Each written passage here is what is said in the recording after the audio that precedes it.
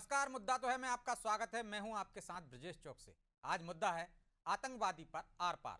जी हां, तोल मोल के बोल होते बोल बड़े अनमोल। यह एक लाइन शायद कांग्रेस के राष्ट्रीय अध्यक्ष मल्लिकार्जुन खड़गे की समझ से परे है, इसलिए वो पीएम मोदी को लेकर ऐसा बयान दे देते हैं जिस पर विवाद खड़ा हो जाता है। खड़गे ने इस बार पीएम मोदी को आतंकवादी बताया, लिहाजा उनके बयान पर संग्राम छिड़ गया है। बीजेपी इसे प्रधानमंत्री का अपमान बता रही है और माफी की मांग कर रही है, तो कांग्रेस अपने अध्यक्ष के बचाव में उतर आई है। कुल मिलाकर खड़गे के इस बयान पर घमासान मचा हुआ है, जिसकी वजह से कई सवाल खड़े हो रहे हैं। उन सवालों को भी हम उठाएंगे, लेकिन पहले देखिए रिपोर्ट।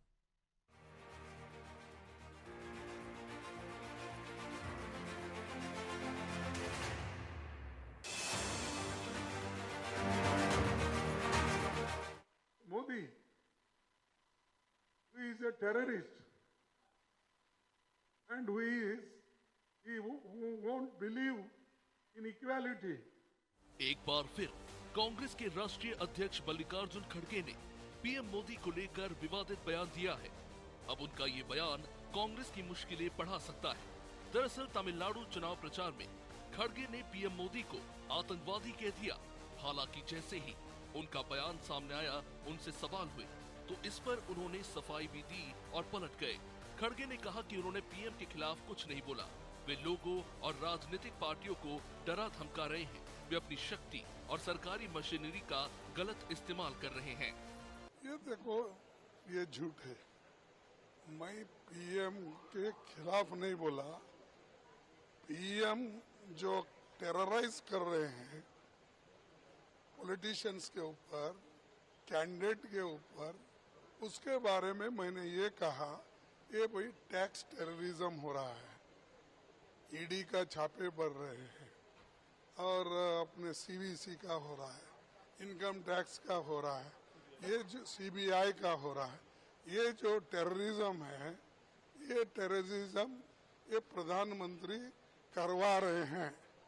खड़गे की ये सफाई अब काम नहीं आ रही, क्योंकि उनके बयान को बीजेपी ने लपक लिया है। बीजेपी के तमाम नेताओं ने इसे प्रधानमंत्री का अपमान बताया, तो मुख्यमंत्री डॉक्टर मोहन यादव ने खड़गे के बयान पर नाराजगी जताई। सीएम ने बयान की निंदा करते हुए खड़गे से माफी मांगने की मांग की। उन्होंने कहा कि कांग्रेस अध्यक्ष का इस तरह का बयान गैर जिम्मेदाराना है। उनको अपने आचरण और व्यवहार पर विचार करना चाहिए। यशस्वी प्रधानमंत्री को आतंकवादी बताया, ये बहुत दुर्भाग्यपूर्ण है। तुरंत मैं आपके माध्यम से मांग करना चाहूँगा कि कांग्रेस अध्यक्ष माफ़ी मांगे और भविष्य में इस प्रकार की घटनाओं से बचे। चुनाव में डीएमके और कांग्रेस जिस प्रकार से हार देख करके बुखला रहे, मैं इसकी कटु शब्दों में खास करके मोदी जी के बारे में बोले गए शब्दों की निंदा करता हूँ। इधर बीजेपी ने खड़गे के बयान पर उनकी घेराबंदी की, तो कांग्रेस नेता अपने अध्यक्ष के बचाव में उतर आए और बीजेपी पर भी पलटवार किया। क्या कुछ कांग्रेस ने कहा, वो सुनिए। तो ये कहते हैं कि जो भी राजनीतिक दल आपसी भाईचारे को खत्म करने के लिए लोगों को उकसाए, अलगाववाद की विचारधारा को प्रश्रय देने का काम करता है, हवा देने का काम करता है, मेरी नजरों में वो नायक नहीं है, खलनायक है। मल्लिकार्जुन खड़गे ने क्या कहा, वो सभी ने सुना। पीएम मोदी को लेकर उनके पुराने बयान भी विवादों में रहे हैं। फिर चाहे बात मोदी की तुलना तैमूर लंग से करने की हो या फिर उनको जहरीला सांप बताने की, खड़गे तो पीएम मोदी को झूठों के सरदार और रावण तक कह चुके हैं, और इस बार तो उन्होंने हद ही पार कर दी। यही वजह है कि बीजेपी उन पर हमलावर है और माफी की मांग पर अड़ी है। वही अब उनका बयान कांग्रेस के लिए भी परेशानी खड़ी कर सकता है, खासकर वहां जहां चुनाव हो रहे हैं। खैर, अब देखना होगा कि खड़गे के बयान पर शुरू हुई ये अपमान और सम्मान की जंग कहां तक जाती है। ब्यूरो रिपोर्ट, अनादि टीवी।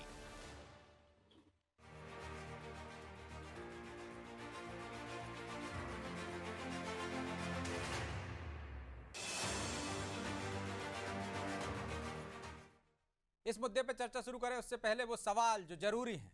पहला सवाल, क्यों खड़गे बार बार पीएम मोदी पर विवादित टिप्पणी करते हैं? दूसरा सवाल, क्या खड़गे के इस बयान से चुनाव में असर पड़ेगा? तीसरा सवाल, खड़गे ने सफाई दे दी है तो बीजेपी क्यों इसे मुद्दा बना रही है? चलिए इन सवालों के साथ इस मुद्दे पर चर्चा शुरू करते हैं। चर्चा में हमारे साथ मौजूद हैं बीजेपी प्रवक्ता योगेश गुप्ता, कांग्रेस नेत्री डॉक्टर सिम्पी अग्रवाल और वरिष्ठ पत्रकार चैतन्य भट्ट। आप तीनों का बहुत बहुत स्वागत है। और सिम्पी जी, शुरुआत आपसे ही करते हैं। क्यों खड़गे जी बार बार प्रधानमंत्री को लेकर इस तरह की टिप्पणी करते हैं? आदरणीय ब्रजेश जी, सर्वप्रथम तो कांग्रेस के राष्ट्रीय अध्यक्ष आदरणीय खड़गे साहब ने ये स्पष्टीकरण दे दिया है कि उन्होंने आतंकवादी शब्द का प्रयोग नहीं किया था। वो ये कहना चाह रहे थे कि नरेंद्र मोदी जी सरकारी संस्थाओं के माध्यम से विपक्षी दलों को आतंकित करने का प्रयास कर रहे हैं। अब आते हैं भारतीय जनता पार्टी की मूल समस्या पर, जहां पर वो ये चाहती है कि खड़गे साहब राहुल गांधी जी माफी मांगे।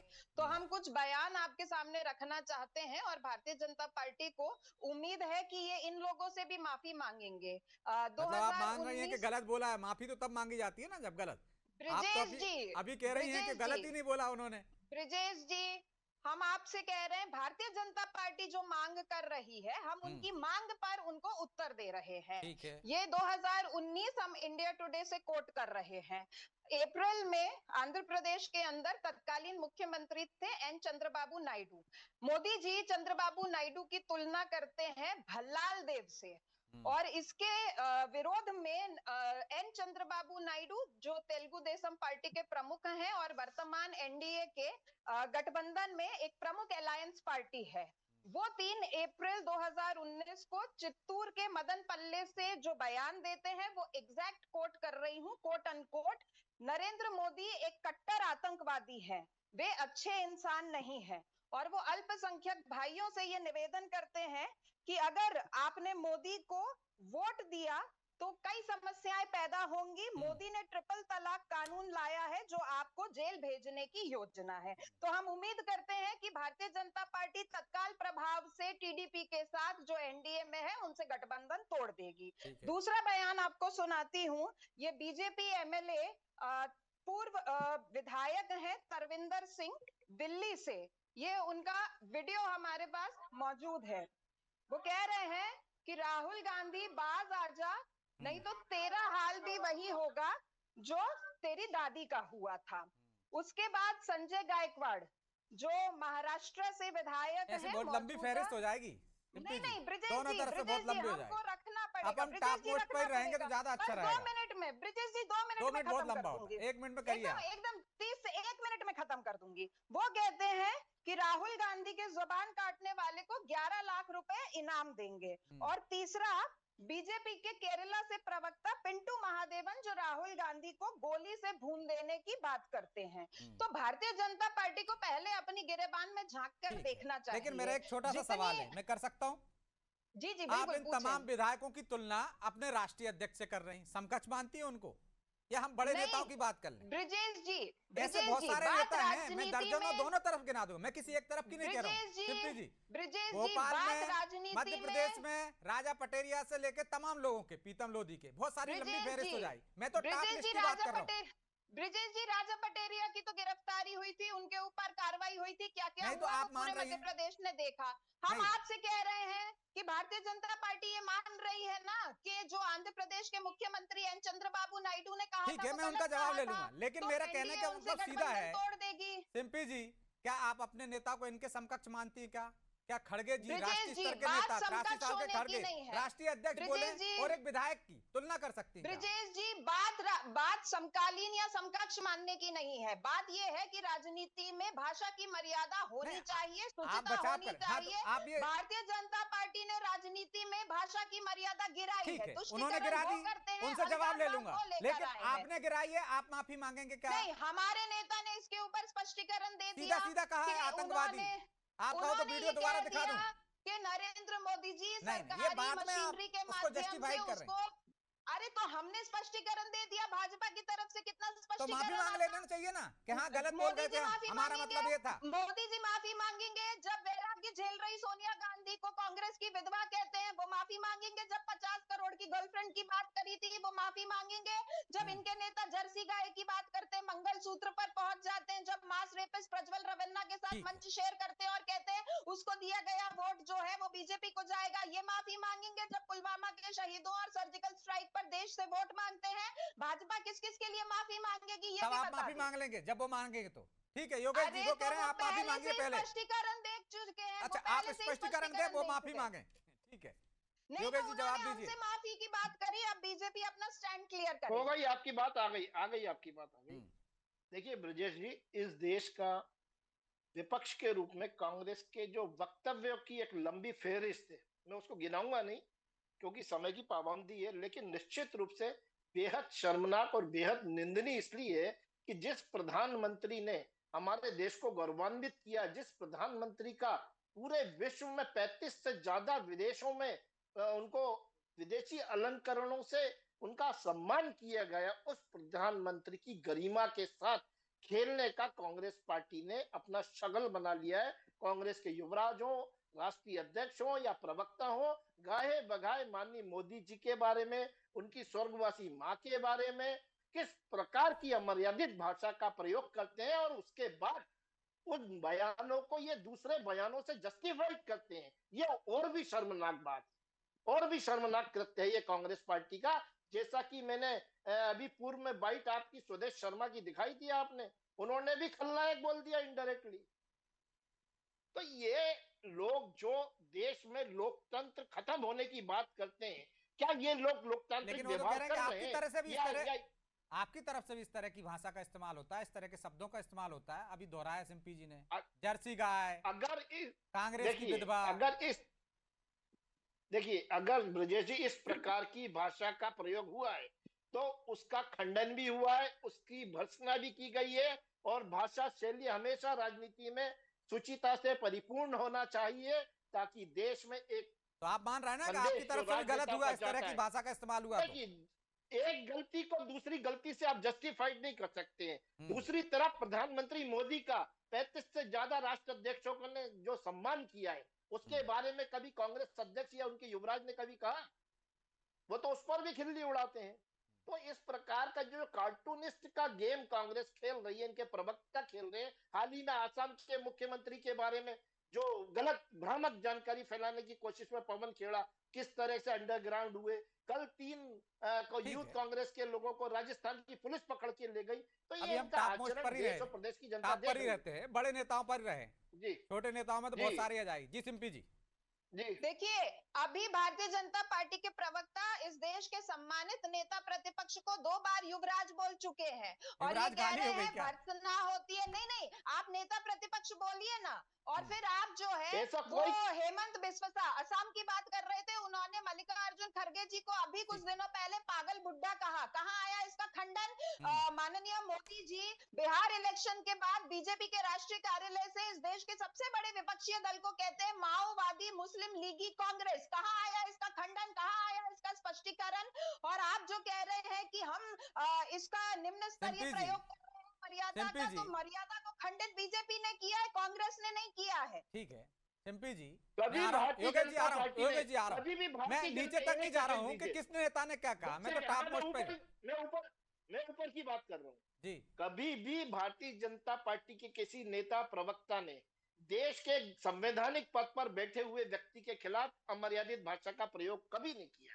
और मोहन युवराज यादव जी, कोई गाली मोहन नहीं है, यादव जी युवराज कई कोई गाली नहीं है। राहुल और गांधी को पप्पू बोल चुके हैं। राहुल मोहन गांधी यादव जी राहुल कई गांधी भाषणों में देखिए, राहुल गांधी जी को पप्पू बोल आपको चुके हैं। शायद नेता तथ्यों की लिए जानकारी ऐसे नहीं है। शब्दों का राहुल तथ्यों की गांधी को जानकारी आपको नहीं है। पप्पू का जो और ये उपनाम अगर दिया है, नेता राहुल प्रतिपक्ष गांधी को को जो बोल पप्पू का रहे उपनाम हैं, दिया है वो प्रधानमंत्री नवजोत जी सिंह को सिद्धू ने माननीय दिया कहते था, हैं, तो ये जो कांग्रेस के कांग्रेस संस्कार पार्टी है। के और प्रदेश भारतीय अध्यक्ष रहे जनता पंजाब पार्टी में। सिम्पी जी, संवैधानिक नवजोत सिंह पद पर सिद्धू योगेश ने जी, एक-एक करके नवजोत सिंह प्लीज, सिद्धू एक-एक ने करके। कांग्रेस पार्टी की तरफ ये भाषा की देखिए गरिमा है नवजोत जो सिंह भारतीय सिम्पी जी, जनता देखिए पार्टी आप गिराती है। देखिए शिल्पी जी पहले बात आने दीजिए। आप इस प्रकार चिल्ला चोट करके मछली मार्केट नहीं बना सकते। हमारा मछली प्लीज मार्केट एक-एक करके अच्छे बोलिए। विषय पर सिम्पी जी, गंभीर गंभीर हमारी विषय मैं नहीं बात चाहता आपने किसी एक की भी बीच में आवाज डाउन बोलना करूं। शुरू एक किया। एक विषय करके, पर बात हो अच्छी रही है। बात। मैं आपके बीच में नहीं बोला हम था। बोल ठीक है, रहे थे, मैं आपने आपके बीच में बोलना शुरू ठीक है, किया। तो सिम्पी मैंने जी, लड़िए बहुत मत, देर तक प्लीज। बहुत देर तक सुना मैंने आपको। योगेश जी, मैंने आपको बहुत देर तक सुना। हाँ। योगेश जी 15 देखिए, सेकंड में। जहां तक पप्पू उपनाम का नाम है सवाल है, वो नवजोत सिंह सिद्धू जो तत्कालीन प्रदेश अध्यक्ष रहे कांग्रेस के पंजाब के, उन्होंने पप्पू सरनेम राहुल गांधी को दिया है। भारतीय जनता पार्टी ने नहीं दिया राहुल गांधी को पप्पू का सरनेम। और राहुल गांधी ने नेता प्रतिपक्ष के दायित्व का निर्वहन करते हुए कभी भी ऐसा कोई काम देश के लिए या हमारी संसदीय गरिमा के अनुरूप नहीं किया कि उनको नेता प्रतिपक्ष जैसे संवैधानिक पद पर हम उनका सम्मान कर सके। लेकिन योगेश जी, मेरा सीधा सवाल ये है कि वो कह रहे हैं स्पष्टीकरण दे दिया उन्होंने, सफाई दे दी है, तो फिर इसको मुद्दा क्यों बना रहे हैं? कई बार होता है इस तरह के बयान आ जाते हैं।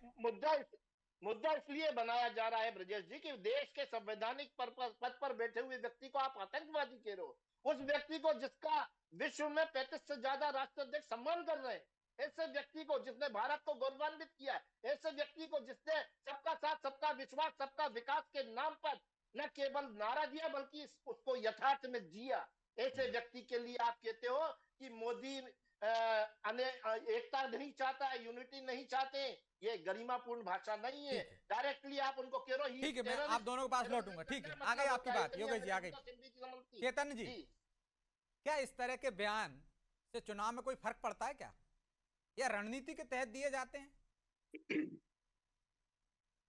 देखिए ब्रजेश जी, राजनीतिक दलों में जो भाषा की मर्यादा की दीवारें पूरी तरह से ध्वस्त हो गई हैं, उसके बहुत से उदाहरण अभी आपने देख लिए होंगे।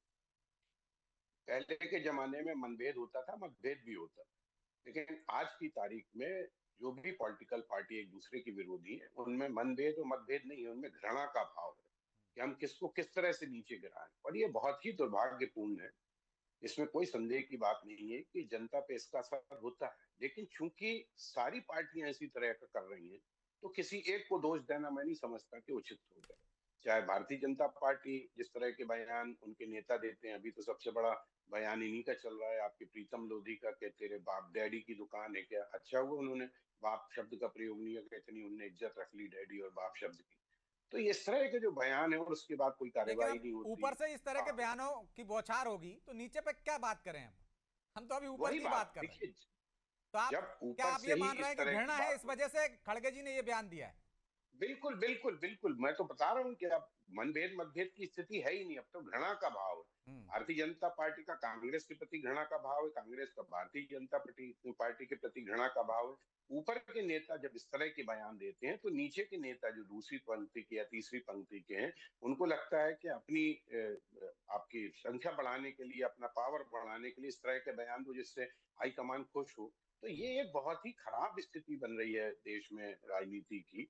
ठीक है, आप विरोधी पार्टी हैं, आप एक दूसरे की आलोचना कर सकते हैं, शब्दों का चयन तो कम से कम ऐसा होना चाहिए जो लोगों को लगे। दूसरी बात यह है कि जनता को इनसे कोई फर्क नहीं पड़ता है, क्योंकि उनके लिए सभी जब सब इस तरह की जब भाषा का उपयोग करने लगते हैं, तो इसलिए किसी एक व्यक्ति के बारे में या किसी एक पार्टी के बारे में जनता को कोई फर्क नहीं पड़ता। उसको ये पता लग चुका है कि जो पॉलिटिकल पार्टीज के लोग हैं वो इसी तरह की भाषा का, निम्न भाषा का। फिर चुनाव के दौरान इस तरह के मुद्दे क्यों उछाले जाते हैं यदि फर्क नहीं पड़ता? उछालने से क्या होता है, उससे कोई फर्क नहीं पड़ता, उछालते रहो आप। उछाल भी रहे हैं लोग, ऐसा तो है नहीं कि उछाल नहीं रहे। अभी जैसे खड़गे जी का मुद्दा है जिसपे हम लोग डिबेट कर रहे हैं, उन्होंने आतंकवादी कहा, ये कोई तरीका थोड़ी होता किसी देश के प्रधानमंत्री को आप आतंकवादी कहो। फिर कांग्रेस के लोगों के आपके एलओपी के बारे में या सोनिया गांधी के बारे में भारतीय जनता पार्टी के नेताओं ने क्या कहा, प्रधानमंत्री ने क्या कहा, ये तमाम चीजें हैं जो कहीं ना कहीं इस बात को इंगित करती हैं कि अब पॉलिटिकल पार्टीज में किसी प्रकार की कोई भाषा की मर्यादा बची ही नहीं है। तो अब मनभेद नहीं रहेंगे सिंपी जी, आप घृणा में बदल गए हैं। तो खड़गे जी प्रधानमंत्री से घृणा करते हैं इस तरह से, इसलिए इन शब्दों का प्रयोग करते हैं। पहली बार नहीं, कभी कहते हैं गंदा आदमी, कभी कहते हैं अनपढ़ आदमी। घृणा करने का काम भारतीय जनता पार्टी कांग्रेस से करती है, इसलिए वो शुरुआत ही कांग्रेस मुक्त भारत से करती है। और हमने आपको बहुत सारे मसले बता दिए। आदरणीय योगेश जी जो कह रहे थे कि सिद्धू जी ने ये नाम दिया वो नाम दिया, लेकिन हेमंत बिस्वा पे नहीं बोलेंगे, जो पवन खेड़ा जी के लिए उटपटांग बयानबाजी करते हैं, जो आदरणीय खड़गे साहब के लिए उटपटांग बयानबाजी करते हैं, वो आदरणीय प्रधानमंत्री मोदी जी की चर्चा नहीं करेंगे, जो सोनिया गांधी जी जो कि एक वेटरन कांग्रेस लीडर लीडर है उनके ऊपर अमर्यादित और अशोभनीय टिप्पणी करते हैं। वो मोदी जी के लिए तब भी नहीं बोलेंगे जब वो स्वयं इन्हीं के टीडीपी गठबंधन के नेता एन चंद्रबाबू नायडू को भल्लाल देव की संज्ञा दे देते हैं। रिपीट कर रही हैं ना आप सिंपली जी, ये सब रिपीट कर रही हैं। प्रेम लोधी पर भी नहीं बोलेंगे, ये सब बात आ चुकी लोधी है। जी पर भी नहीं। आ चुकी अब है। आप बीच में मत सिंपली जी, बोलिए आप और रिपीट मछली कर रही मार्केट हैं। मत बनाइए। प्रीतम लोधी को एक नोटिस दे मिनट, दिया आज, ब्रिजेश सुन जी, तो लीजिए। प्रीतम लोधी रिपीट मत जी, कीजिए ना, इतना समय नहीं रहता है। नहीं रिपीट। ब्रिजेश जी, हम रिपीट नहीं कर रहे हैं, लेकिन आपने ये कहा कि कांग्रेस को बीजेपी से घृणा है, तो हमें बीजेपी से घृणा नहीं है, घृणा तो बीजेपी प्रधानमंत्री को से है। और प्रधानमंत्री जी हमारे लिए हमेशा से सम्मानित रहे हैं, लेकिन तो प्रधानमंत्री देश के जी ये प्रधानमंत्री बताएं को ना, आप जब कह वो रहे हैं सोनिया आतंकवादी, गांधी जी तो ये के गलत लिए नहीं है? खड़गे साहब ने इसके ऊपर स्पष्टीकरण दे दिया है ब्रिजेश जी, लेकिन मोदी जी ने कितनी माफी बार नहीं मांगी ना? स्पष्टीकरण दिया, मोहन यादव जी ने कितनी बार माफी मांग ली और कितनी बार स्पष्टीकरण दे दिया। अच्छा, मोहन योगेश यादव जी ने सुनते खड़गे जी नहीं के बारे होंगे में क्या बोल मोहन दिया? यादव जी को। मोहन यादव जी ने राहुल गांधी जी और सोनिया जी के लिए कई पप्पू बार बहुत सारे लोगों के नाम है सरकारी भाई, मंचों से ये कोई गाली उनको नहीं कई हुई। संज्ञाएं दी। नहीं, गाली नहीं है तो ब्रिजेश जी आप इसको जस्टिफाई कर रहे हैं। अच्छा, अगर पप्पू कहना कांग्रेस कोई पार्टी अपराध है क्या? कांग्रेस मोहन कह दे कि यादव- अब कोई अच्छा, पप्पू तो नहीं कहेगा, मोहन बहुत सारे यादव जी युवाओं के को- नाम पप्पू है भाई। मोहन यादव जी को हम इसी तरह की कोई संज्ञा दे दें तो भारतीय जनता पार्टी को फिर अरे आप इसके देते ऊपर ही हो। आपत्ति नहीं होनी चाहिए। अरे आप लगातार नहीं, बोलते हो हर ब्रिजेश डिबेट जी, में, ब्रिजेश चिट्ठी जी, वाला अगर सीएम। कांग्रेस पार्टी नहीं, हम तो माननीय मुख्यमंत्री मोहन यादव ही बोल रहे हैं, हमने उन्हें कोई संज्ञा नहीं दी, लेकिन अगर आप इसे जस्टिफाई करेंगे या योगेश जी इसे जस्टिफाई करेंगे, नहीं, मैं तो देश के फिर अगली बार प्रधानमंत्री की हम बात भी कर रहा हूँ। उनके लिए- मैं सिंपली हम भी जस्टिफाई नहीं कर आदरणीय रहा हूँ, सोनिया मैं गांधी देश जी के की बात प्रधानमंत्री कर की रहे बात हैं। कर रहा हम भी हूँ, जिसके आदरणीय आप कभी सोनिया कहते गांधी जी की बात हैं कर मोदी रहे हैं। तेरी कब्र खुदेगी, मोदी तेरी कब्र सोनिया खुदेगी। गांधी जी, सोनिया गांधी जी का क्या ऐसे इस में देश फहरिस्त में तो बहुत कोई लंबी है। हक्कादार अस्तित्व नहीं है।